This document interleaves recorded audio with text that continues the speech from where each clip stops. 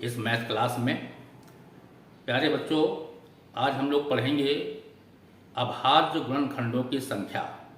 कोई भी प्रश्न दिया है और उस प्रश्न में ये कह दिया जाए कि अभाज्य गुणनखंड कितने होंगे, तो उसको हम कैसे निकालेंगे। अभी तक आपने जाना है कि अभाज्य संख्याएं क्या होती हैं, अभाज्य संख्याएं कैसे निकाली जाती हैं, सम अभाज्य संख्याएं कौन कौन सी हैं, विषम अभाज्य संख्याएं कौन कौन सी हैं, ये सब जानकारी आपने प्राप्त कर ली है। आज हम बात करेंगे अभाज्य गुणनखंड कैसे निकालेंगे और अभाज्य गुणनखंडों की संख्या कैसे निकालेंगे। एक प्रश्न इसका पूछा जाता है हमेशा, तो हम लोग बात करते हैं अभाज्य गुणनखंड की संख्या निकालना। आइए जानते हैं। अभाज्य गुणनखंड दो प्रकार से पूछा जा सकता है। किसी संख्या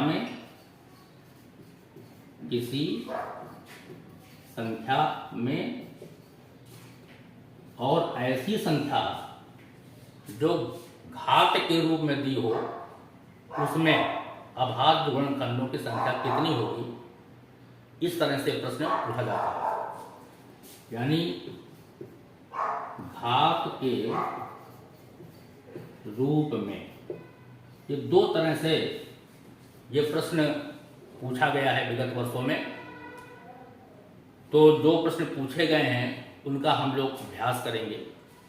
तो सबसे पहले हम बात करते हैं कि किसी संख्या के अभाज्य गुणनखंड हम कैसे निकालेंगे। मान लीजिए एक प्रश्न दिया हुआ है कि 84 के अभाज्य गुणनखंड कितने होंगे और इसके ऑप्शंस दिए हुए हैं A4, B5, C6 और D8। ये इसके ऑप्शंस दिए हुए हैं।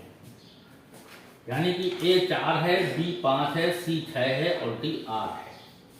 इसमें कितने अभाज्य गुणनखंड होंगे, तो इसको हम कैसे हल करेंगे। 84 हैं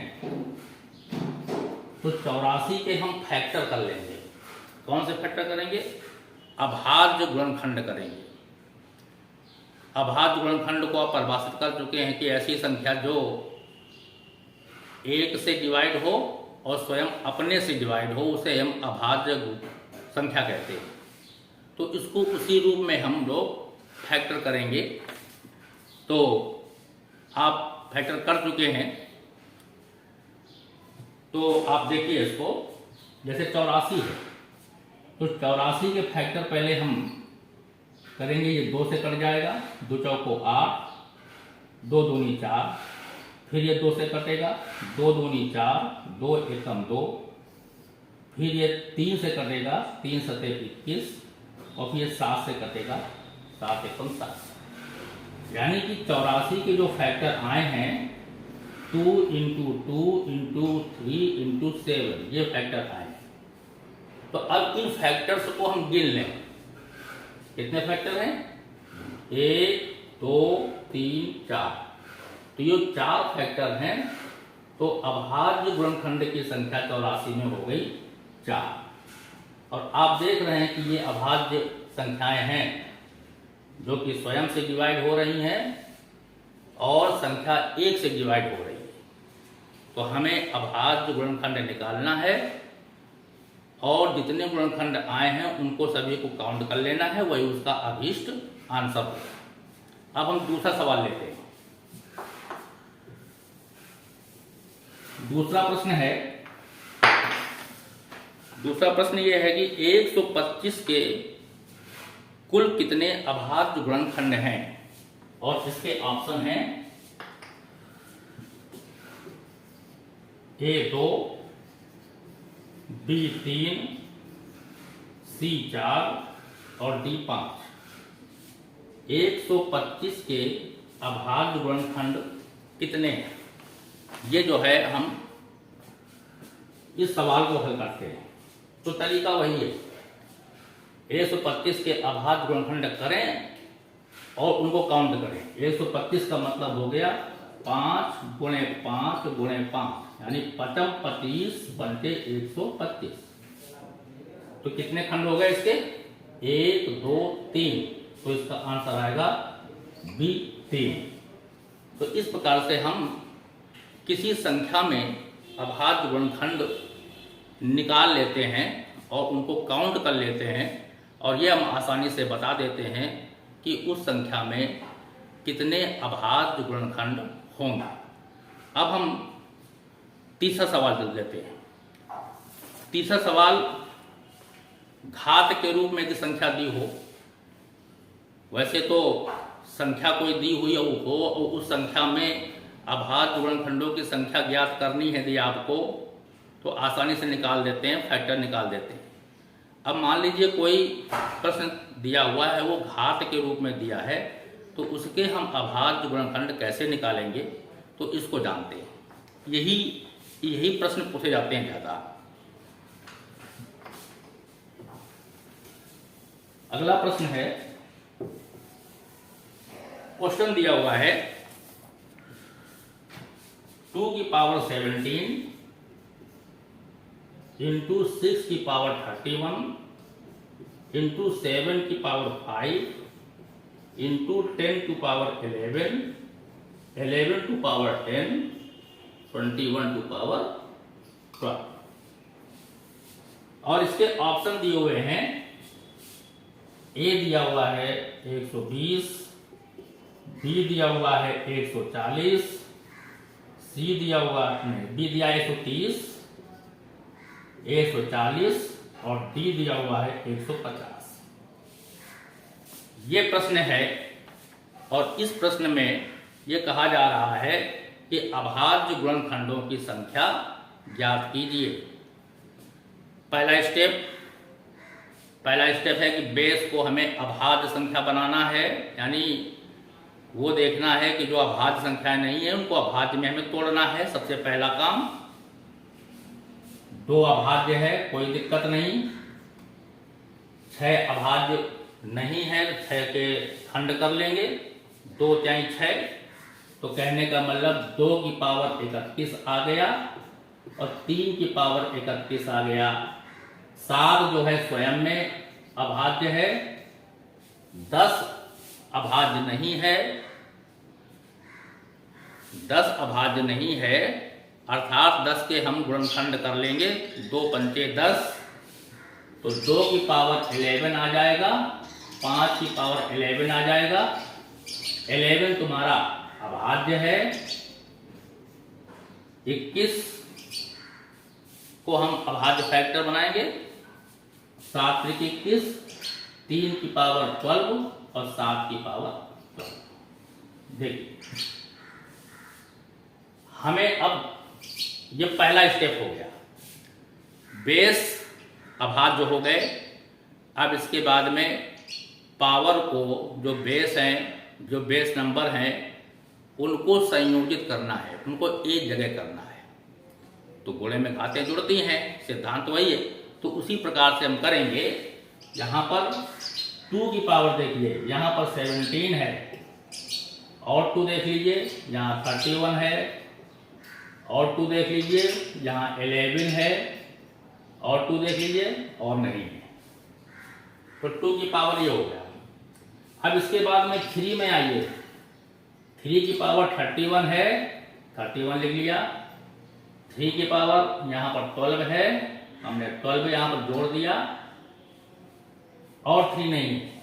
इसके बाद में 5 देखिए, तो 5 की पावर यहाँ 11 है, और कोई 5 यहाँ पर नहीं है।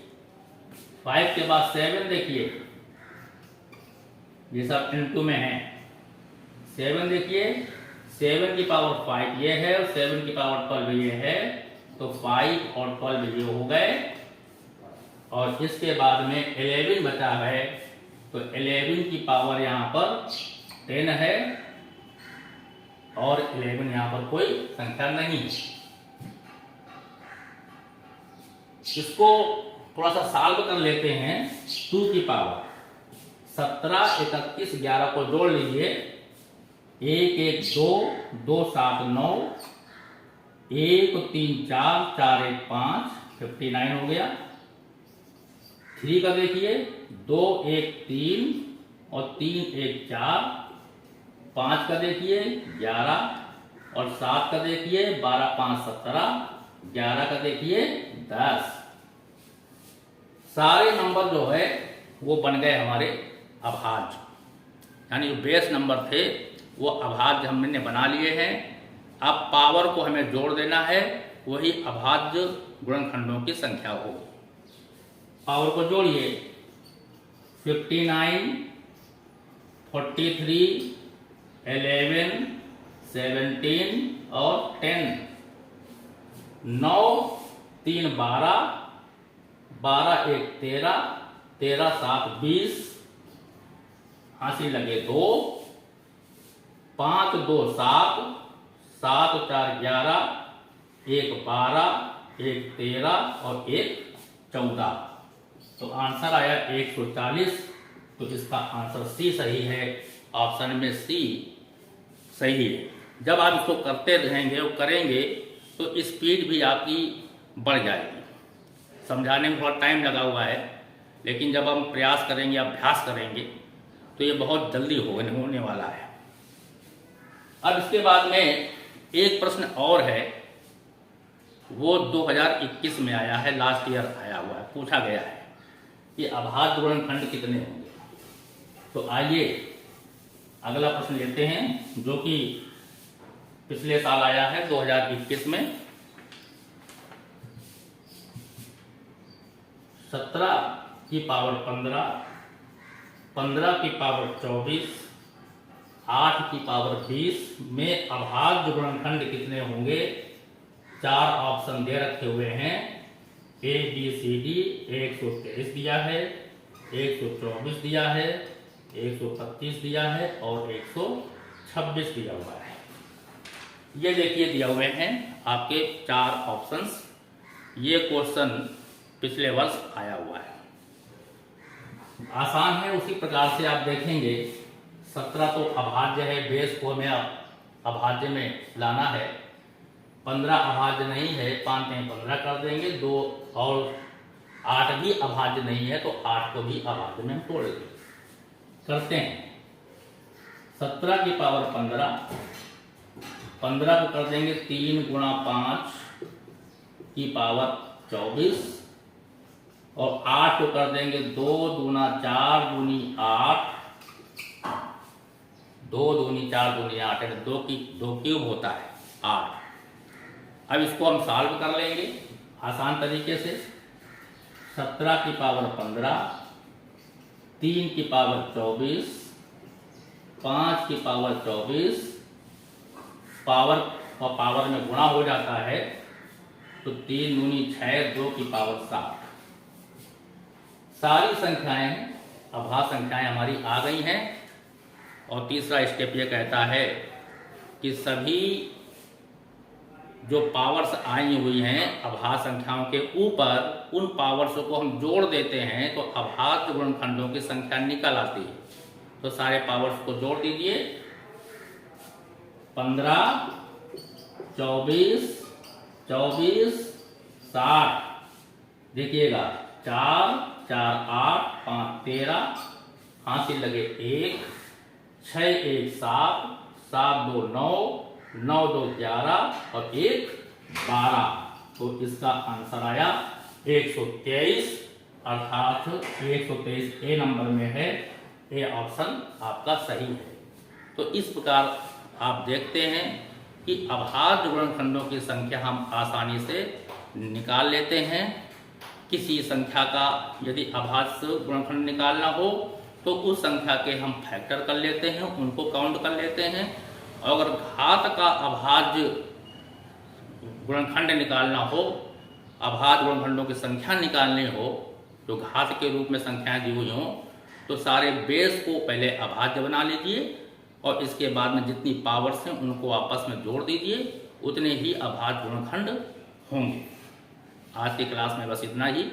आप इस अभाज्य गुणनखंडों की संख्या नामक टॉपिक का अभ्यास कीजिए और इसी प्रकार से हमारी वीडियो कक्षा में आप जुड़ते रहें, पढ़ते रहें और निश्चित है आपको सफलता मिलेगी। इसी कामना के साथ आज की मैं क्लास समाप्त करता हूँ। बहुत बहुत धन्यवाद।